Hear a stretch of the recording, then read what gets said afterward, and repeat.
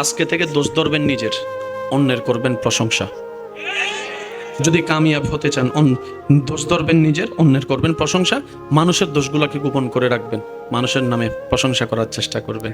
আপনি অন্যের ইজ্জতের হেফাজত করবেন, ওনার আল্লাহ আপনার ইজ্জতের হেফাজত করবে। সুবহানাল্লাহ। আপনি অন্যের মুখে হাসি ফুটান, ওনার আল্লাহ আপনার জীবনে হাসি ফুটাবেই ফুটাবেই ফুটাবে। আমরা সুখী হই না কেন জানেন? আমরা অন্যের সুখ কেড়ে নিজে সুখী হতে চাই। সুখী হওয়ার সিস্টেম এটা না। আপনি অন্যকে সুখী রাখেন, ওনার আল্লাহ খুশি হয়ে আপনাকে সুখী রেখে দিবে। আমরা কোরআন খুলি দুই কারণে, হয়তো কোনো বক্তার ভুল ধরার জন্য, আর না হয় রমজানের জন্য রেখে দিয়েছি, রমজানে সওয়াব কামানোর জন্য। অথচ সেই কোরআন দিয়ে যারা গবেষণা করে করে অনেক কিছু আবিষ্কার করে ফেলতেছে। জাস্ট আমি আপনাদেরকে একটা কথা বলি, পৃথিবীতে টিকে থাকতে গেলে আপনার অর্থের দরকার, এই মাহফিলটা করার জন্য অর্থের দরকার, একটা মসজিদ বানানোর জন্য অর্থের দরকার, এই অর্থটা দেওয়ার জন্য একটা ব্যবসার দরকার, বিভিন্ন কাজের দরকার। এবার আপনারা বলেন, আমি শুধু বলবো আমাদের নাকি তাদের? নাম বললেন না, শুধু এতটুকু বলবেন, মোবাইলটা কি আমাদের না তাদের? ক্যামেরা, মাইক্রোফোন, আমি শুনি নাই, গড়ি, বোয়িং বিমান, রকেট, হেলিকপ্টার, আইফোন, অপ্পো, আমি শুনি নাই তো যুবকের আওয়াজ, স্যামসাং, স্যামসাং, তারপরে কি জানে কয়, এটা কি রেডমি, তারপরে কি কোন আপনার লাইট, ফ্যান, আমাদের কি? আপনি টিকবেন কিভাবে? এবার আসুন টোটাল অঙ্কটা একটু বোঝার চেষ্টা করি। জানার পরও কিছু জানা বাকি থাকে। একটা দেশ 200 বছর শাসন করেছে আমাদের উপরে, সেজন্য এলাকায় কিছু সালাক পন্ডিত থাকলে তারা হেতে বড় ব্রিটিশ হয় না, কয় না, কয় না। এবার একটু ইতিহাসের চোখ দিয়ে দেখেন তার দেশ কোথায়, সে রাজত্ব করলো কোথায়, অঙ্কটা সে কিভাবে খেললো। ওই দেশে এসে ধর্মীয় যুদ্ধ লাগাই দিছে, যেটা এখনো চলতেছে। আচ্ছা, হিন্দুরা সবাই মনে করেন রাত্রে ঘুমালো, মন্দির সুন্দর ঠিকঠাক আছে, সকালে উঠে দেখে মন্দিরের মধ্যে একটা গরুর গোস্ত পাওয়া গেছে, ওইটাই দেখে মনে করবে কে রাখছে? এ বলেন না, বলেন না। মুসলমানের মসজিদ ঠিক করে রাখা ঘুমাইছে, সকালে উঠে দেখে মসজিদের গ্লাস ভাঙা, মুসলমান মনে করবে কে ভাঙছে? অথচ মসজিদটা ভাঙছিলাম আমি আর ভাই মিল্লা। কথা কয় না, ভাঙছি আমরা, কিন্তু আপনাদের মনোযোগ দিকে গেছে।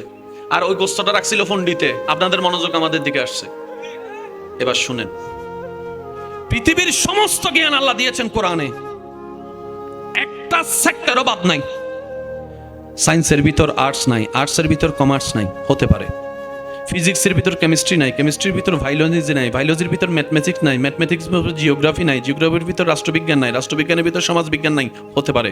কিন্তু আপনি যখন বলবেন কোরআন, সেখানে অর্থনীতি আছে, সমাজনীতি আছে। আমি বলতে থাকবো, আপনারা শুধু সুবহানাল্লাহ বলতে থাকবেন। দেখি কিভাবে বলবেন, কিভাবে বলবেন, দেখি। সুবহানাল্লাহ হয় না, হয় না, আরেকটু জোরে বলেন সুবহানাল্লাহ। আপনি যখন বলবেন কোরআন, তখন সেখানে আপনি অর্থনীতি পাবেন, সমাজনীতি পাবেন, রাষ্ট্রনীতি পাবেন, ফিজিক্স পাবেন, বায়োলজি পাবেন, কেমিস্ট্রি পাবেন, হায়ার ম্যাথ পাবেন। কোরআন এমন একটি কিতাব, যে কিতাবের মধ্যে পৃথিবীর সমস্ত জ্ঞানের ভান্ডার দেওয়া আছে। কোরআন এমন একটি কিতাব, যে কিতাবের মধ্যে পৃথিবীর তত্ত্ব দেওয়া আছে, পাহাড়ের তত্ত্ব দেওয়া আছে, সাগরের তত্ত্ব দেওয়া আছে, বনের তত্ত্ব দেওয়া আছে, জঙ্গলের তত্ত্ব দেওয়া আছে। পৃথিবী এমন একটা কিতাব, আপনার কোরআন এমন একটি কিতাব, যেটার মধ্যে মাটির তত্ত্ব দেওয়া আছে, মাটির ভিতরে তত্ত্ব দেওয়া আছে। আপনার এই কোরআনের ভিতরে আসমানের তত্ত্ব দেওয়া আছে, আসমানের তত্ত্ব দেওয়া আছে, প্রথম আসমান, দ্বিতীয় আসমান, তৃতীয় আসমান। কোরআন এমন একটি কিতাব, যেখানে মধ্যে সিদরাতুল মুনতাহার তত্ত্ব দেওয়া আছে। কোরআন এমন একটি কিতাব, যে কিতাবের মধ্যে লৌহে মাহফুজের তত্ত্ব দেওয়া আছে। কোরআন এমন একটি কিতাব, যে কিতাবের মধ্যে জান্নাতের কথা বলা আছে, জাহান্নামের কথা আছে, ফেরেশতার কথা বলা আছে। কোরআন এমন একটি কিতাব, যেটার মধ্যে অতীতের কথা আছে, বর্তমানের কথা আছে, ভবিষ্যতের কথা আছে। কোরআন এমন একটি কিতাব, যেখানে আসমানের ঘটনা আছে, জমিনের ঘটনা আছে। কোরআন এমন একটি কিতাব, যেখানে মধ্যে আদম নবীর কথা আছে, মূসা নবীর কথা আছে, ঈসা নবীর কথা আছে, ইব্রাহিম নবীর কথা আছে। কোরআন এমন একটি কিতাব, যে কিতাবের মধ্যে মরণের কথা আছে, মরণের পরের কথা আছে, কবরের কথা আছে, হাসরের কথা আছে, বিচারের কথা আছে, মিজানের কথা আছে, ফুলসিরাতের কথা আছে। নাই বলতে কিছু নাই, এটার নাম কোরআন।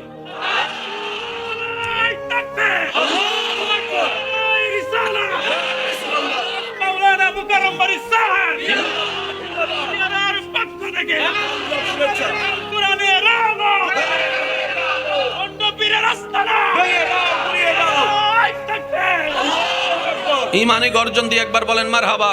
পুনা ছাগল না মানুষ? আওয়াজ হয় না, আরো জোরে বলেন। আচ্ছা, কিছু বাচ্চা মা ডেলিভারি করে বের করে, আমরা কিছু বাচ্চা ডিম থেকে আসে। ডিম থেকে কাদের বাচ্চা হয়?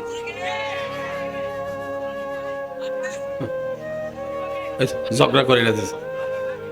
কোন কোন প্রাণীর বাচ্চা ডাইরেক্ট হয়, কোন কোন প্রাণীর বাচ্চা ডিম থেকে হয়, যদি প্রশ্ন এমন হয়। জামিলার প্রশ্ন, এতগুলো প্রাণীর কথা কে কয়জনে জানে? কিন্তু ইসলাম একটা কথায় উত্তর দিয়ে দিয়েছে, একটা কথা এটা সমাধান দিয়ে দিয়েছে ইসলাম। ইসলাম বলে যে প্রাণীর কান বাহিরে তারা বাচ্চা জন্ম দেয়,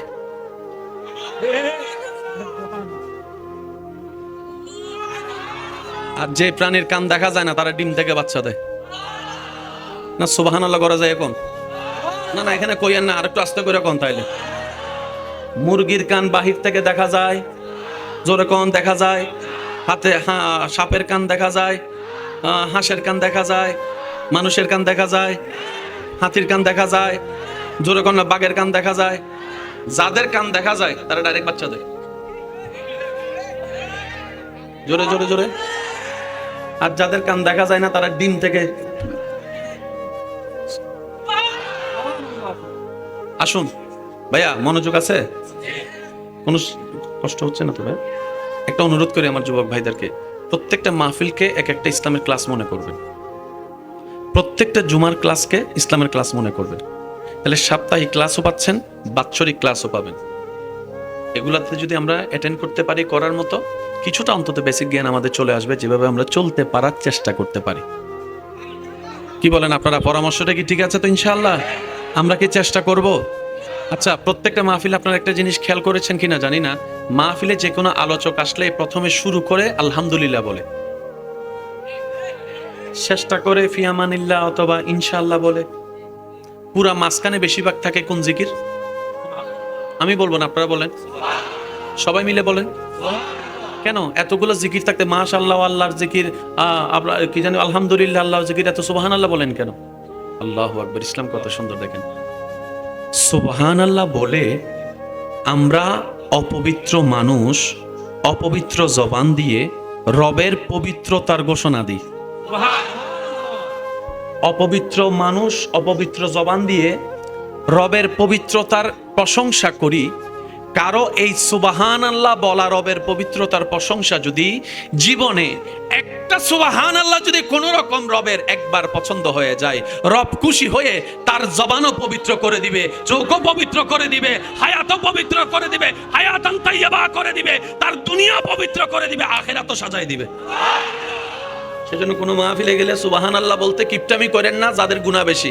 আর যারা জান্নাতি হয়ে গেছেন, আর কিত্তু হইরা এত ভরে কি তো হইব, আমরা তো জান্নাতি হয়ে গেছেন, যাওয়ার সময় আমগর একটু টাইনা লইয়া যাবেন আর কি। কিছু বলার আছে নি? আর কথা কন, আর কিন্তু কিছু বলার আছে। যাদের আমার মতো গুনাহ বেশি, সওয়াবের দরকার, তারা বলেন সুবহানাল্লাহ। মাশাআল্লাহ, আরেকটু গর্জন দিয়ে বলেন সুবহানাল্লাহ। এবার আসেন, আমরা সবাই কি পশু, পাখি না মানুষ? আমি আসছি আম্মার পেট থেকে, আপনি বলেন বলেন বলেন। আচ্ছা আচ্ছা, আল্লাহ তাআলা আমাদেরকে সৃষ্টি করেছেন এক ফোঁটা পানি থেকে। সায়েন্সের ভাই যদি থাকেন একটু মনোযোগ দিবেন। এক ফোঁটা পানি থেকে আপনাকে, আমাকে, আমাদেরকে সৃষ্টি করেছেন কে? ভাইয়া ভাইয়া ভাইয়া ভাইয়া ভাইয়া, অনুরোধ ভাই, একটু একটু, আচ্ছা আপনারা যদি একটু মেহেরবানি একটু একটু একটু সামনে চলে আসেন, একটু সামনে।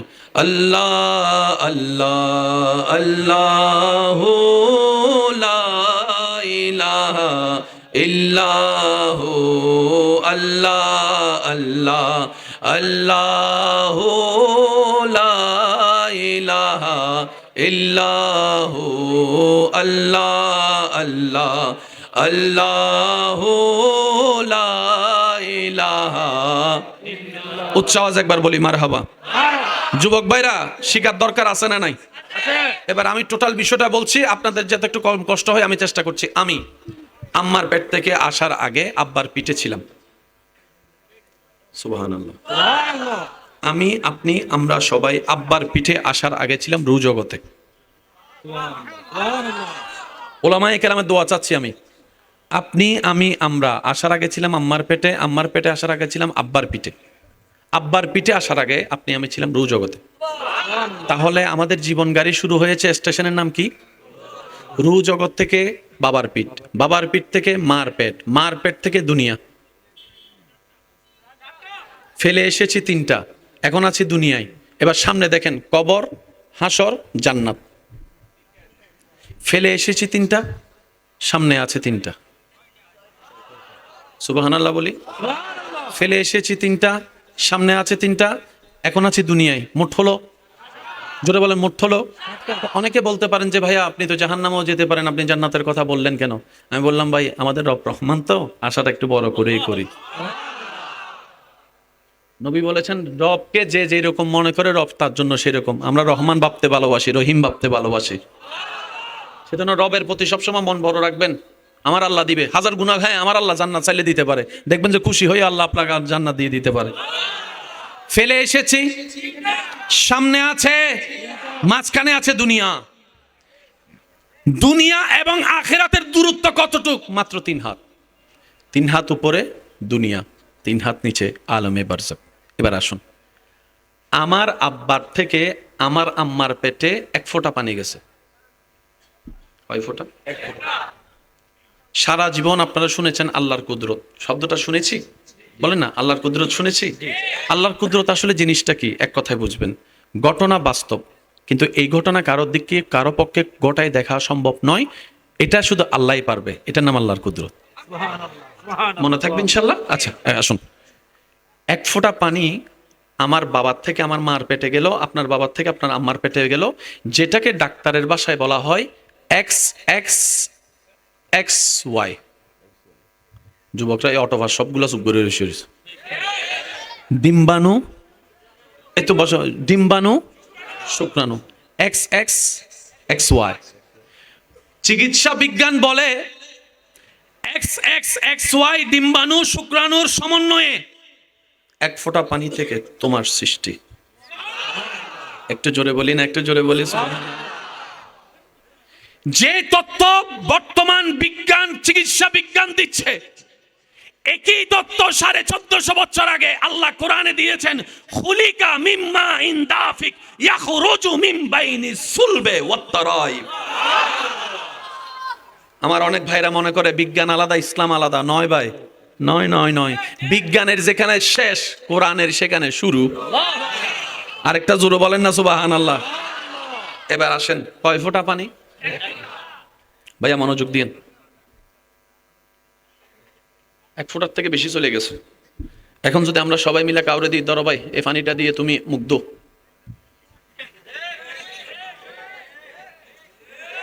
আর যদি ভুল করে কয় তোর পানিটা দিয়ে গোসল কর, ঠিক আছে? 1 ফোঁটা পানি দিয়ে কি হয়? কিন্তু রব যদি চায়। এবার আমি বলতে থাকবো, আপনারা শুধু সুবহানাল্লাহ আস্তে আস্তে কইেন, হ্যাঁ? নাইলে আবার আপনারা জোরে কইলে শয়তানে গোস্ব হয়ে যাবে। তো শয়তান গোস্ব হইলে তো আবার আমাদের লস আছে না, তো সেজন্য আবার ঠিকও কয়। দেখছো না কথা? আমি বলতে থাকি, আপনারা সুবহানাল্লাহ বলতে পারবেন? কিভাবে বলবেন একটু বলি, দেখান তো দেখি। আরেকবার, আরেকবার। 1 ফোঁটা পানি।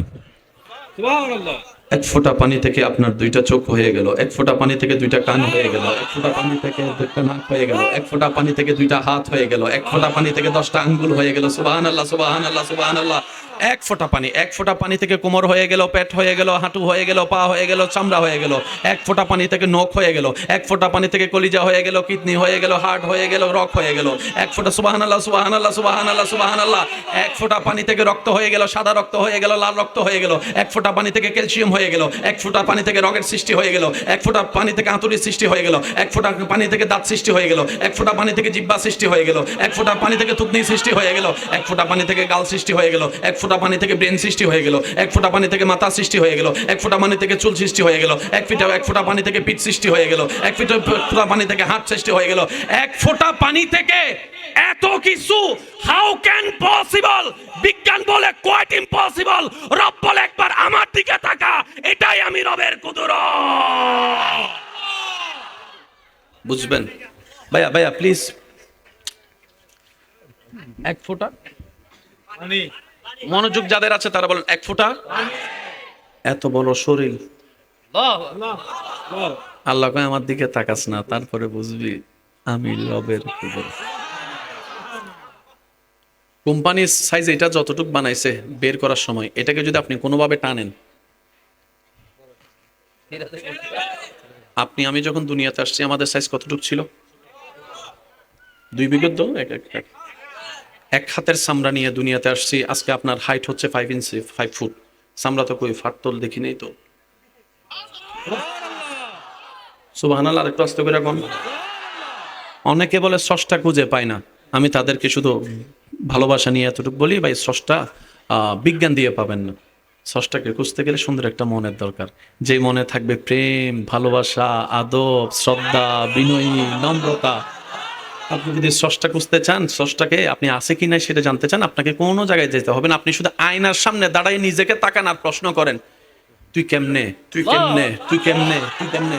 আপনার যদি সত্যিকার আকল থাকে, আপনার আকলেই বলবে এটা একজন স্রষ্টার কারিগরের মাধ্যমে হয়েছে। বলেন সুবহান।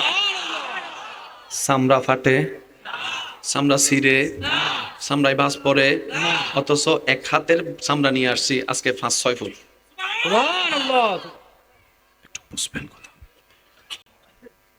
আল্লাহ পাক বলে এটা আমি আল্লাহর কুদরত। নাক কয়টা? ছিদ্র কয়টা? 2 ছিদ্র রাস্তা কয়টা? মারামারি লাগা যান যে জিতে তারটা। কখনো কি ভেবেছেন একটা নাকের 2টা ছিদ্রের রাস্তা কেন আল্লাহ একটা দিলেন? 2টা কেন ছিদ্র? আল্লাহ পাক বলে শীতকাল আসলে বুঝবি। শীতকালে নাক জাম হয়, নিঃশ্বাস নিতে কোন যে কি ব্যবহার করতে হয়, নাক ব্যবহার করতে হয়। তার নাক যদি জাম হয় নিঃশ্বাস নিলেন কেমনে? কয় একটা না বন্ধ হয়েছে, আর একটা তো খোলা আছে। আচ্ছা, হাতের উপরে পশম আছে? যাদের আছে তারা বলেন। উল্টা পিঠে? আমার নাই, আপনারটা আপনি দেখেন। আছে?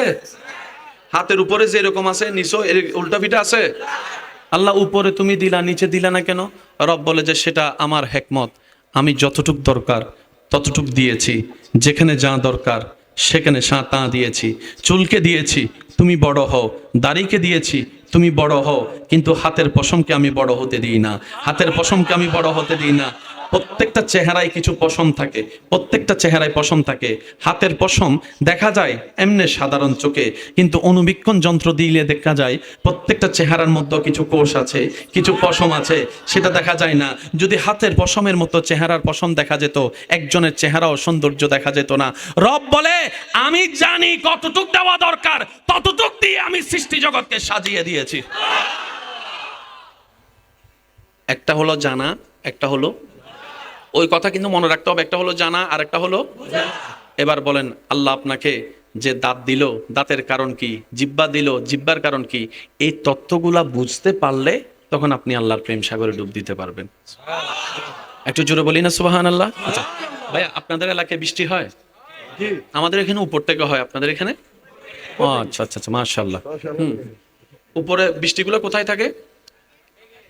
বলেন বলেন বলেন। এখনো মেঘ আছে না? বৃষ্টি আছে? তাহলে মেঘ আছে, বৃষ্টি নাই। আবার বৃষ্টি পরে মেঘ থেকে, ফেঁস লাগে গেল না কথাটা? কথা কয় না। ওই কার গাড়ি কেডা ধরছে রে? আচ্ছা, আপনার এলাকায় কি কখনো 3-4 ঘন্টা 5 ঘন্টা বৃষ্টি হয়েছে?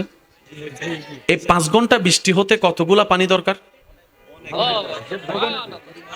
এতগুলা পানি। আমি পানি রাখি কোথায়? হয়তো বোতলে, না হয় গ্লাসে, আর ঘরের মধ্যে রাখি টাঙ্কিতে, ড্রামে, ওই যে গাজি ট্যাং ট্যাং কি যা আছে আর কি। এই এতগুলা পানি যে আল্লাহ মেঘের মধ্যে রাখছে, কোনোদিন বিমান মেঘের ভিতরে যেতে গিয়ে টাঙ্কির সাথে বাড়ি খেতে শুনছেন? শুনি নাই আমি, আরো জোরে বলে। হায় হায় হায়। এবার বলেন পানিটা ওখান থেকে উঠছে, পানি যে মেঘের থেকে পড়ছে, মেঘের মধ্যে পানি উঠছে কোন জায়গা থেকে? জোরে বলেন। সাগর থেকে এতগুলা পানি উঠছে কই? 5 তো দেখি নাই। সুবহানাল্লাহ বলেন। এবার টোটাল রেইনিং প্রসেসটা দেখেন বিজ্ঞানের চোখে, বিজ্ঞানের চোখে। বিজ্ঞান মামা বলে, এই যে ভবিষ্যৎ প্রধানমন্ত্রী আসতে, বিজ্ঞান মামা বলে সূর্য মামা যখন তাপটা বাড়িয়ে দেয়, পানির উপর যখন পড়ে, পানিটা জলীয় বাষ্প হয়ে উপরে উঠতে থাকে কোনো 5 ছাড়া। এবার এখান থেকে কিছু উঠলো, এখান থেকে কিছু উঠলো, ওইখান থেকে কিছু উঠলো, 10 জায়গা থেকে উঠে বাতাস মামা এসে সবগুলাকে। এবার ম্যাগের ভিতর কি? 1000 টন কি? বলেন 1000 টন কি? কোনো প্রকার টাঙ্কি ছাড়া পানি মজুদ। গর্জনটা আর একটু বড় হবে মনে হয়। How can possible? রব বলে যে আমি আছি তো, আমি আছি তো, এটাই আমি রবের কুদরত। এবার দেখেন সাগরের পানি কি মিষ্টি না লবণ? খাইলে একটু বইলে থাকে না, কর না। মিষ্টির পানি, লবণ পানি মিষ্টি হইলো কেমনে? ফিল্টার কো, ফিল্টার মেশিন কো, ফিল্টার মেশিন কো, ফিল্টার মেশিন কো, ফিল্টার মেশিন কো, ফিল্টার মেশিন কো। রব বলে বান্দারে আমি আল্লাহ সব সৃষ্টি করেছি, এখনো সব আমি চালাচ্ছি, শুধু তোরা যেন বুঝতে পারিস আমি একজন আছি, লা ইলাহা ইল্লাল্লাহ। চিৎকার দিয়ে বলেন সুবহানাল্লাহ। আল্লাহর কুদরত মানে কি? ঘটনা সত্য, ঘটনা কি সত্য, কিন্তু কিভাবে হয়েছে এটা আমাদের সাধারণ মানুষের পক্ষে করা সম্ভব না। আল্লাহর 1000টা কুদরতের একটা কুদরত হচ্ছে নবীজির মেরাজ। আমি সুবহানাল্লাহ শুনি নাই? মুসা নবীর উম্মত থাকলে চুপ করে থাকেন, ঈসা নবীর উম্মত থাকলে মুখের মধ্যে তালা লাগায় রাখেন, দাউদ নবীর উম্মত থাকলে না শুনলেও চলবে। নবী রহমাতুল লিল আলামিনের উম্মত যারা আছেন তারা জোরে বলেন সুবহানাল্লাহ। আরেকটু জোরে বলেন সুবহানাল্লাহ। আমরা 000 নবীর উম্মত হওয়ার কারণে আল্লাহ আমাদেরকে বানাই দিয়েছেন কুনতুম খায়রা উম্মত বলে হিরো বানাই দিয়েছেন। সুবহানাল্লাহ। আপনার আমার 2 পয়সার দাম নাই, ওয়াল্লাহি যার থেকে জিজ্ঞেস করেন 2 পয়সার দাম নাই। শুধু নবীর উম্মত হওয়ার কারণে এখন জিবরাইল ফেরেশতা পাকাতে বিছাই দিতে প্রস্তুত আপনি হেঁটে যাওয়ার জন্য। আল্লাহর 1000টা কুদরতের একটা কুদরত আমাদের নবীর মেরাজ। এবার আসেন কাদের নবী? আমাদের নবী। এটা কিন্তু বড় মজার কথা ভাই। কাদের নবী? এর সাথে আরেকটু আপন হচ্ছে আমার নবী। বলেন তো কার নবী? আমার বাপ, আমার ঘর, আমার বাড়ি, আমার মোবাইল, টান আছে আমার আমার আমার আমার আমার। দুনিয়াতে যে নবীরে আমার আমার বলবে, হাসরে যাইয়া নবীও বলবে এটা আমার উম্মত, এটা আমার উম্মত, এটা আমার উম্মত, আমার উম্মত। আল্লাহর 1000টা কুদরতের একটা কুদরতের নাম নবীর মেরাজ। এবার আসেন বুঝার চেষ্টা করি। একটা হচ্ছে জানা, আর একটা হচ্ছে আল্লাহ তাআলা নবীর মেরাজের বর্ণনা সূরা বনী ইসরাঈলের 1 নম্বর আয়াতে এইভাবে দিয়েছেন, সুবহানাল্লাযী আসরা বিআবদিহি লাইলাম মিনাল মাসজিদিল হারামি ইলাল মাসজিদিল আকসা। মক্কা থেকে আকসা, এক কথায় বলি মক্কা থেকে আকসার ভ্রমণের কথা এখানে উল্লেখ করা হয়েছে। বর্তমান সময়ে মক্কা থেকে আকসা বিমানে যেতে প্রায় 3 ঘন্টা 3.5 ঘন্টা সবকিছু মিলে সময় লাগে। এক রাতে গভীর অংশের কিছু অংশের ভিতরে আল্লাহ মক্কা থেকে আকসা ভ্রমণ করাইছেন। আকসা থেকে প্রথম আসমান, দ্বিতীয় আসমান, তৃতীয় আসমান, চতুর্থ আসমান, পঞ্চম আসমান, ষষ্ঠম আসমান, সপ্তম আসমান পার করে সিদরাতুল মুনতাহা, জান্নাত, জাহান্নাম সবকিছু ভ্রমণ করে যেখানে সুম্মা দানা ফাতাদাল্লাহ, সুম্মা দানা ফাতাদাল্লাহ, সুম্মা দানা ফাতাদাল্লাহ, যা দেখানোর রবের সব দেখাই দিয়েছে কিছু অংশে। সুবহানাল্লাহ, সুবহানাল্লাহ। কিছু বলেন কিছু ওলামায়ে কেরামের একটু দোয়া চাচ্ছি। কোরআন যে কত চমৎকার কিতাব, আল্লাহু আকবার। কিছু অংশে এখন অন্য নবীর উম্মত যদি এখানে থাকতো তাদের সামনে আমরা বাহাদুরি দেখাতাম, তোর নবী মেরাজ পাইছিনি, তোমার নবী পাইছিনি, এ দেখ আমার নবী পাইছে, এ নবী পাইছে, দামাঙ্গ বাইরে গেছে। কথা বলেন ঠিক কিনা? এবার আসেন নবী মক্কা থেকে আকসা, আকসা থেকে সব কিছু অংশে, লাইলাম লাইলাম কিছু অংশে। আচ্ছা এখান থেকে আপনাদের ঢাকা যেতে কতক্ষণ লাগবে? 5 ঘন্টা ধরি। আচ্ছা 5 ঘন্টা ধরলাম। আচ্ছা যদি আপনি হেলিকপ্টারে যান আধা ঘন্টা, বিমানে গেলে বিমানে আধা ঘন্টা, হেলিকপ্টারে ধরলাম আধা ঘন্টা, বিমানে 15 মিনিট, যদি রকেটে যান। আচ্ছা সংসদ ভবন শব্দটা একটু শুনেন, সংসদ ভবন যদি রকেটে যান, কিন্তু আপনার কল্পনার এখন সংসদ ভবনে চলে গেছে।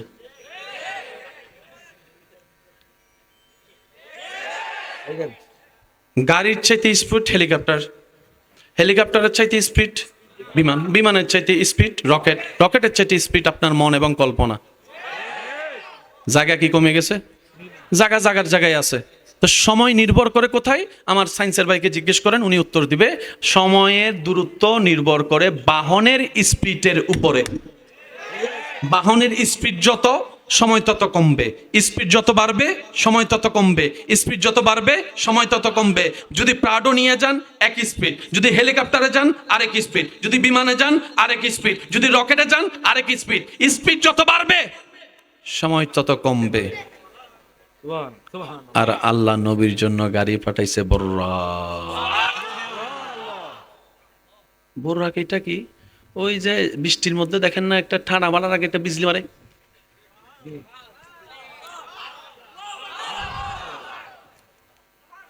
চোখের পলক পড়ার আগেই বিজলি উদাও, বর্রাক বর্রাক, চোখের পলক ফেলার আগে বিজলি উদাও হয়ে যায়। আল্লাহ ওই রকম বর্রাক বাহন পাঠিয়েছেন নবীর জন্য খেদমতে। সেজন্য হাদিসের ইবারতে অনেকবার শুনেছেন, বললে মনে পড়বে। বোরাকের স্পিডের দূরত্ব কদ্দূর? বলে যে 1 চোখের পথ। 1 চোখের পথ মানে কি? তোর 1 চোখ ফালানোর আগেই নবীর উম্মতরা সুবহানাল্লাহ কোন আওয়াজে কয় 5-6 জন নবীর উম্মত, আর গুলা মনে হয় মুসা নবীর উম্মত বসে রয়েছে, কয় আরো জোরে জোরে না। আলহামদুলিল্লাহ, নবীজি বসছেন, গেছেন আকসাতে, নামাজ পড়াইছেন, যা হওয়ার হয়েছে, ঘুরে আসছে। এবার আসার পরে যখন নবীজি বলা শুরু করলো, আবু জাহিল্লা কয় একই কথা যখন আবু বকর সিদ্দিকের সামনে গেল, আবু বকর সিদ্দিক বলে যে আমার নবী বলছে, কয় হ আমি নিজের কানে শুনছি। সিদ্দিক আকবর বলে নবীর কাছে যাওয়ার আগে, দেখা করার আগে সিদ্দিক আকবর বলে যদি আমার নবী নিজের জবান থেকে বের করে থাকে, কেউ মানুক না মানুক, আমি আবু বকর মেনে নিলাম, আমি আবু বকর মেনে নিলাম, আমি আবু বকর মেনে নিলাম। ওয়ামা ইউনতিকু আনিল হাওয়ায়ে ইন হুয়া ইল্লা ওয়াহয়ুন ইউহা। আমার নবী মুস্তাফা নিজের মন গড়া কোনো কথা বলে না, রব যা বলায় আমার নবী তাই বলে। বলেন না সুবহান। ও নবীর উম্মত আরো জোরে বলেন সুবহানাল্লাহ। আচ্ছা, প্রায় আলোচনার মধ্যে মেরাজে যাওয়ার ঘটনা আমরা কম বেশি শুনি, কিন্তু আসার ঘটনা, ইব্রাহিম নবীকে আগুনে ফেলার ঘটনা শুনি, কিন্তু আগুনে পড়ার পরে কি হয়েছিল এই ঘটনা? অনেকে আমার লগে রাগ করতেছে এখন। প্রত্যেকটা কিছুর একটা শুরু শেষ আছে না? যেমন মাহফিলের একটা শুরু, মনে করেন যে আপনার বিকাল 3টা বাজে একজনের মাইক নিয়ে কোরআন তেলাওয়াত করছে, শুরুটা হলো, এটা একটা শেষ আছে না? আল্লাহ জামিল বেতবরক দিয়ে আপনাদেরকে বিদায় টিদায় দিয়ে একটা শেষ আছে না? শুরু আছে। আমরা অন্যের দোষ ধরতে ধরতে গবেষণা করতে পারি না। আমি কি বুঝাতে পারছি কথা? বুঝতে আপনি যদি বিশ্বাস করেন এই লাইট যিনি আবিষ্কার করেছেন, আপনি একটু গুগল মামাকে জিজ্ঞেস করেন, এই যিনি লাইট আবিষ্কার করেছেন, আজকে লাইট এগুলার কারণে কতগুলো হাজার মোমবাতি জ্বালানোর থেকে বেঁচে গেলাম আমরা। ওনার সময়ও তর্ক ছিল, বিতর্ক ছিল, বদনাম ছিল। উনি যদি এগুলাতে গবেষণা করতেন, আজকে লাইট আবিষ্কার হতো। সেজন্য মনে রাখবেন, ঝগড়াকারী আলাদা, গবেষক আলাদা। ঝগড়াকারী, গবেষক, সিদ্ধান্ত আপনার। আপনি কি ঝগড়াকারী হয়ে ঝগড়ায় সময় নষ্ট করবেন, নাকি গবেষক হয়ে গবেষণা করবেন, পরবর্তী প্রজন্মকে কিছু দিয়ে যাবেন? এটা আপনার ব্যক্তিগত ব্যাপার। তবে পৃথিবী ঝগড়াকারীকে মনে রাখে না, গবেষককে মনে রাখে। একটু আওয়াজ দিয়ে বলেন না ভাইয়া, কথা বলেন ঠিক কিনা? নবীজির মেরাজ একটু মনোযোগ দিয়ে শ্রবণ করবেন। নামাজ আনলেন, কিন্তু সে নামাজ আনার আগে নবী নামাজ পড়ে গেলেন। ভাই একটু বুঝে বুঝে বলেন না। আমাদের জন্য নবী মেরাজ থেকে নামাজ, কিন্তু ওই মেরাজে যাওয়ার আগে নবী নামাজ পড়ে গেলেন।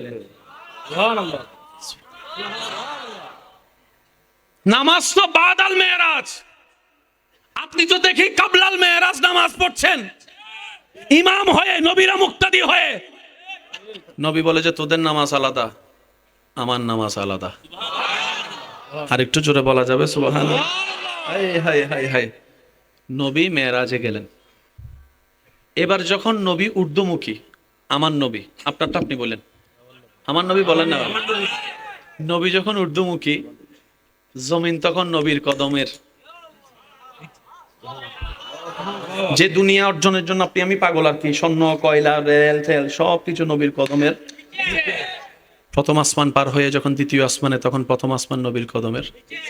ওয়ারাফা'না লাকা যিকরাক।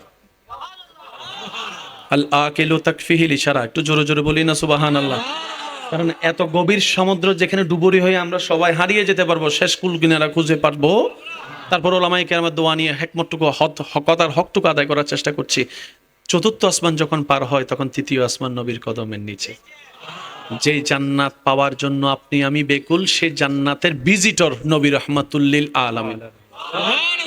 ভিজিটর কাকে বলে? আশা করি আমার শিক্ষিত সমাজের ভাইয়েরা বুঝতে পারবেন। চিফ গেস্টই ভিজিটর হয়। যে কোনো একটা প্রতিষ্ঠানে যারা ভিজিট করতে আসে, ওনারা কিন্তু এওয়া তোয়া না, চিফ গেস্ট। কথা বলেন, কথা বলেন, কথা বলেন। সৃষ্টি জগতে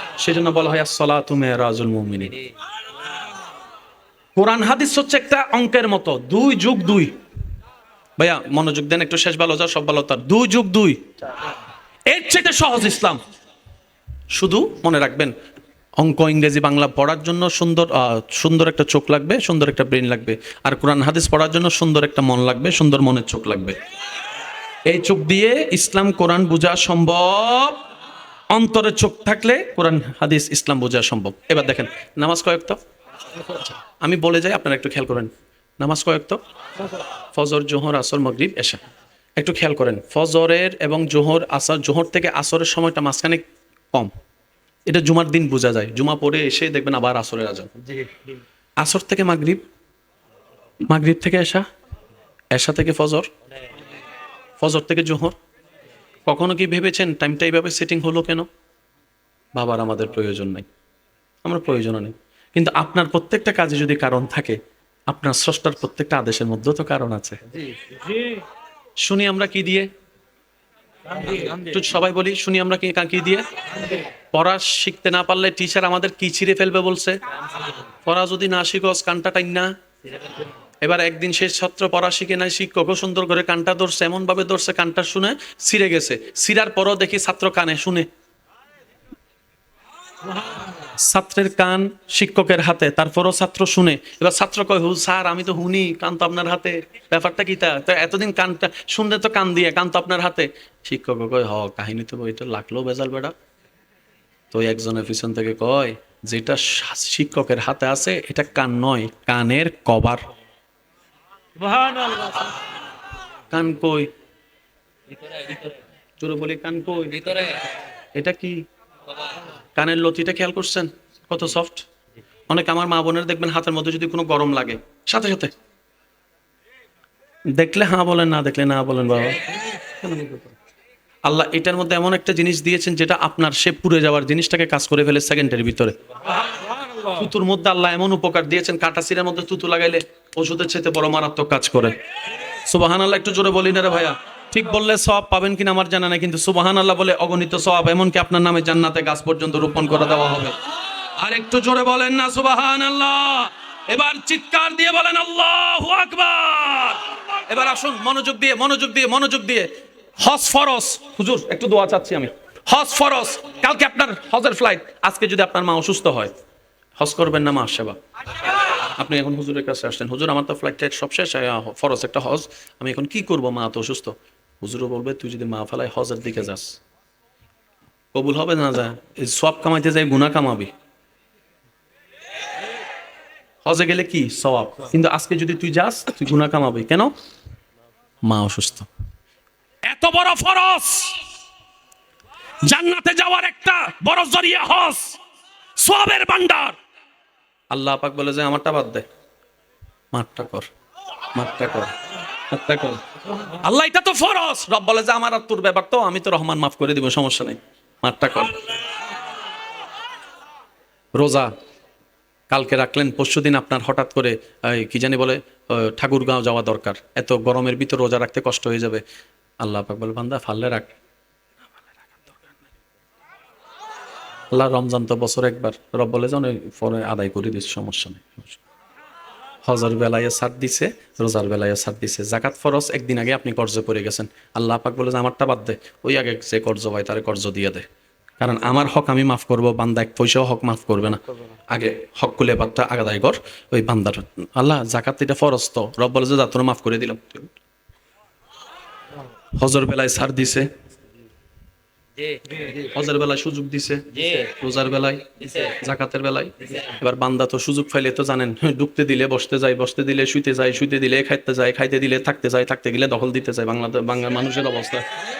এবার সে মানুষ বলতেছে হজ রোজা সবগুলোতে যখন সুযোগ পাইছি, নামাজও তো একটা সুযোগ আছে। এবার নামাজে যখন যে টাইম হয়েছে সে দাঁড়াইতে পারে না, আল্লাহ আমার ওই ব্যথা পারি না। আল্লাহ কয় বৈশা বৈশা ফর, আল্লাহ ফাঁসায় ফোরা উঠছে, বসতে পারি না, শুইয়া শুইয়া পর। অন্যগুলাতে কি বলছে, এখন কি বলতেছে দেখেন, শুইয়া শুইয়া পর। আল্লাহ ডাক্তারে কইছে পানি না ধরতো। আল্লাহ কয় তায়াম্মুম কর। কখনো ভাবছেন হজও ছাড় দিছে, রোজাও ছাড় দিছে, জাকাতও ছাড় দিছে, নামাজের বেলায় বলে মরণ আসলো, মরণের 1 মিনিট আগেও যদি নামাজ পড়া হয়, নামাজ পড়, নামাজ পড়, নামাজ পড়, নামাজ পড়। ও নামাজ তোমার ভিতরে এমন আছে কি? আল্লাহর ওয়াস্তে যে 2-1 জন আমাকে ভালোবাসেন, আমি আবদার করে একটা কথা বলি, আজকে থেকে দোষ ধরবেন নিজের, অন্যের করবেন প্রশংসা। যদি কামিয়াব হতে চান, দোষ ধরবেন নিজের, অন্যের করবেন প্রশংসা। মানুষের দোষগুলোকে গোপন করে রাখবেন, মানুষের নামে প্রশংসা করার চেষ্টা করবেন। আপনি অন্যের ইজ্জতের হেফাজত করবেন, ওনার আল্লাহ আপনার ইজ্জতের হেফাজত করবে। সুবহানাল্লাহ। আপনি অন্যের মুখে হাসি ফুটান, ওনার আল্লাহ আপনার জীবনে হাসি ফুটাবেই ফুটাবেই ফুটাবে। আমরা সুখী হই না কেন জানেন? আমরা অন্যের সুখ কেটে নিজে সুখী হতে চাই। সুখী হওয়ার সিস্টেম এটা না। আপনি অন্যকে সুখী রাখেন, ওনার আল্লাহ খুশি হয়ে আপনাকে সুখী রেখে দিবে। সুবহানাল্লাহ, আরো জোরে বলেন না। এবার আসেন, এই কথাটা কি বুঝতে পেরেছেন আপনারা নামাজের বিষয়টা? এবার আসেন, নামাজ কয়েক তো? নামাজের ভিতর ফরজ সুন্নত আছে না নাই? ফরজ কাকে বলে, সুন্নত কাকে বলে? এক কথায় বুঝেন, ফরজ মানে যেটার সাথে আল্লাহর সম্পর্ক, এটার নাম ফরজ। সুন্নত মানে যেটার সাথে নবীর সম্পর্ক, এটার নাম সুন্নত। তাহলে ফরজ মানি, ভাই বলেন শেষ ভালো বলেন না, ফরজ মানি, সুন্নত মানি, বাস এটা। এবার বলেন ফজরের নামাজ কয় রাকাত?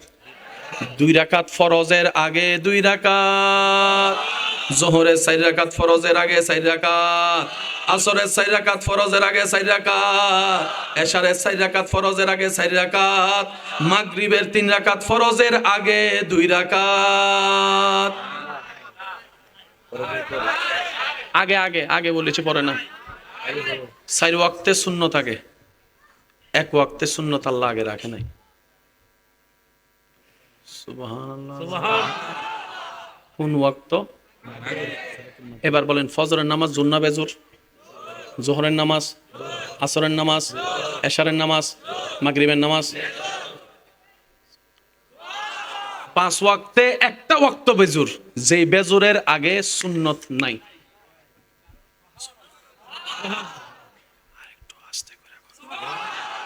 আচ্ছা, নামাজ অবস্থায় হাত ছেড়ে দিলে নামাজ থাকবে?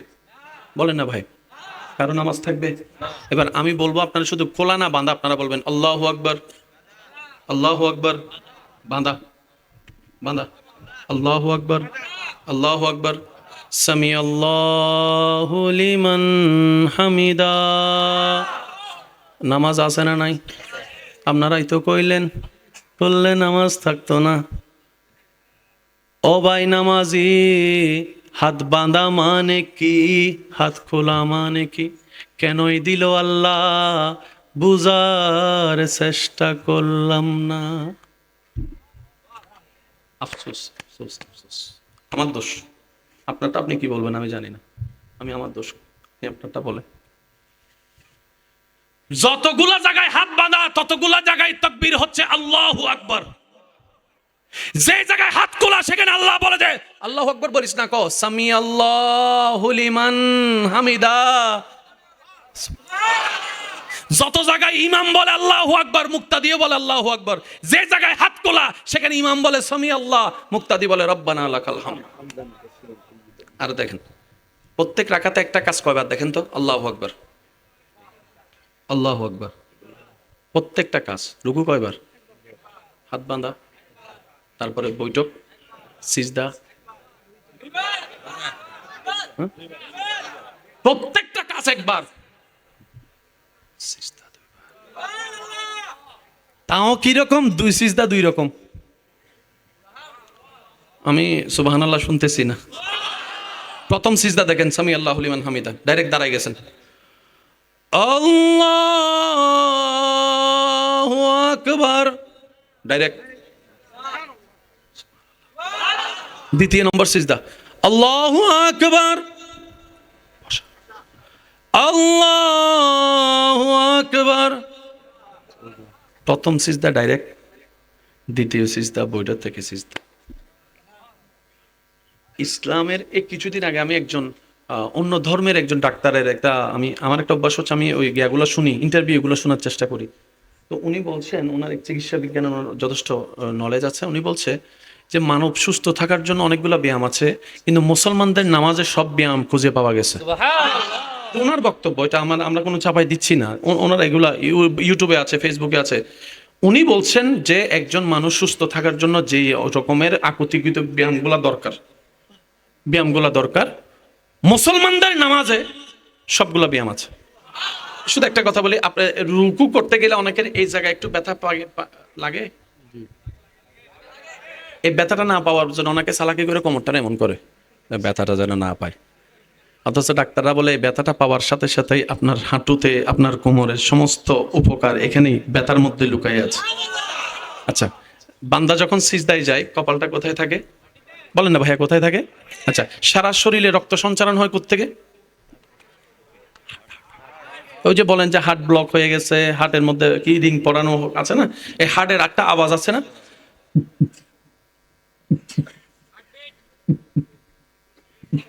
শব্দটা খেয়াল করবেন।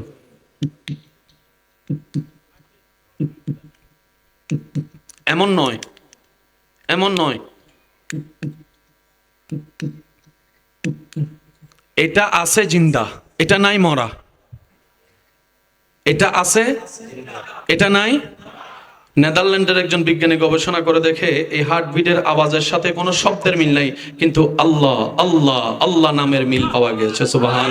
তাই ইমাম গাজ্জালি বলে যতক্ষণ তোমার ভিতরে আল্লাহ নামের জিকির থাকবে তুমি জিন্দা আছো, যদি আল্লাহ নামের জিকির না থাকে তুমি জিন্দা থাকার পরও মরে যাবা। কোরআন সেই কথাই বলে, লা তাসমা উন্নাল মৌতা, জীবিত চলে মাটির উপরে মক্কার বুকে। কোরআন বলে তোমাদের চোখে জিন্দা হলো, আমি রবের চোখে তারা হচ্ছে মরা। আবার অন্যদিকে আমির হামজার শরীর ক্ষত বিক্ষত হয়েছে, জগৎ বলে মরা, কোরআন বলে ওয়ালা তাকুলু লিমান ইউকতালু ফি সাবিলিল্লাহি আমওয়াত বালাহিয়াউন বালাহিয়াউন বালাহিয়াউন ওয়ালাকিন লা তাশউরুন। চিৎকার দিয়ে বলেন সুবহানাল্লাহ। ওই তাকবীর, এই রিসালা আছে যেখানে, আছে যেখানে, বলেন একবার সুবহানাল্লাহ। আবু জাহিল্লা জিন্দা হয়ে হাঁটে, কোরআন কয় মরা। আমির হামজা শরীর ক্ষত বিক্ষত, জগৎ বলে মরা, আল্লাহ কয় খবরদার মলা কইস না, জিন্দা জিন্দা জিন্দা।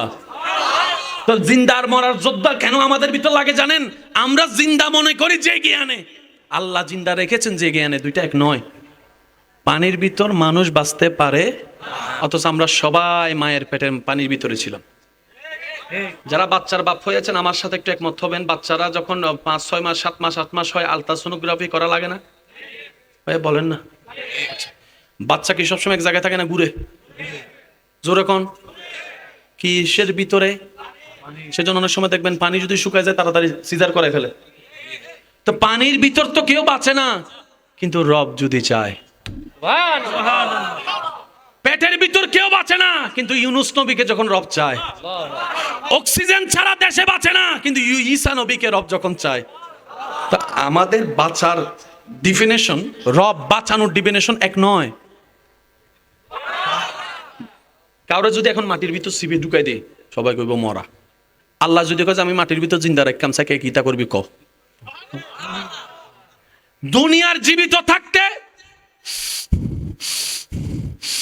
দরকার, কিন্তু মায়ের পেটে জীবিত থাকতে নাক তো বন্ধ ছিল, নিঃশ্বাসে তো নিয়ে নেই।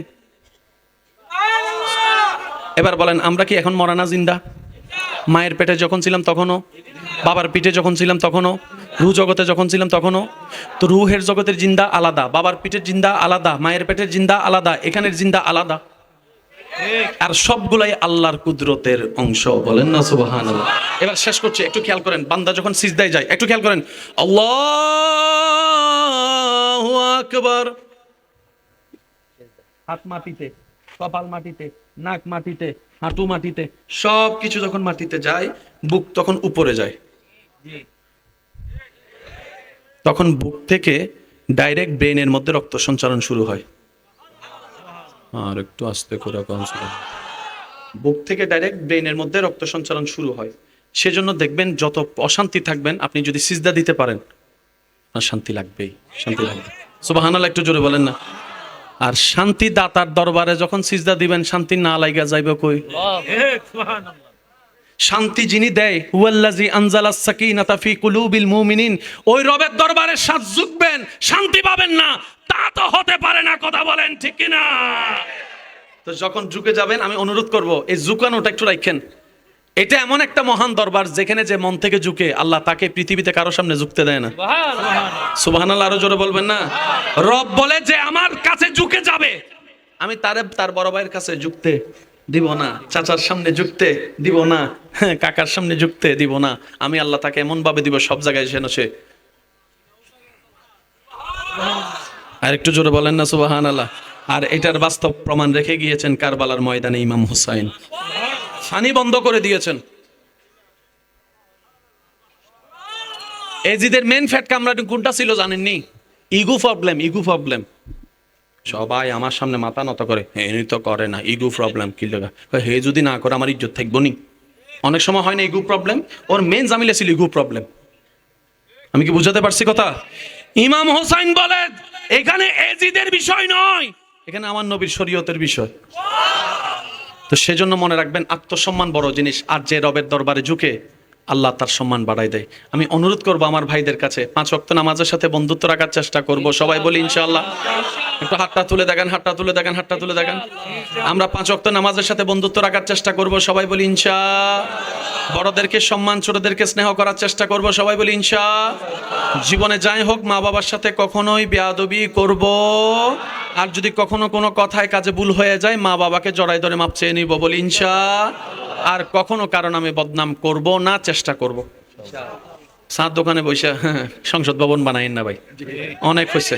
ওয়াই লুল্লি কুল্লি হুমাজাতিল, হাসরের ময়দানে বেশিরভাগ মানুষ জাহান্নামে যাবে একটা কারণ। হাসরের ময়দানে বেশিরভাগ মানুষ জাহান্নামে যাবে একটা কারণ কি? আল্লাহ আমাদেরকে জিহ্বা হেফাজত করার তৌফিক দান করুক, আজকের মাহফিলকে কবুল করুক, আগামী বছর এর চাইতে আরো সুন্দর আয়োজন করার আল্লাহ তৌফিক দান করুক, আমিন।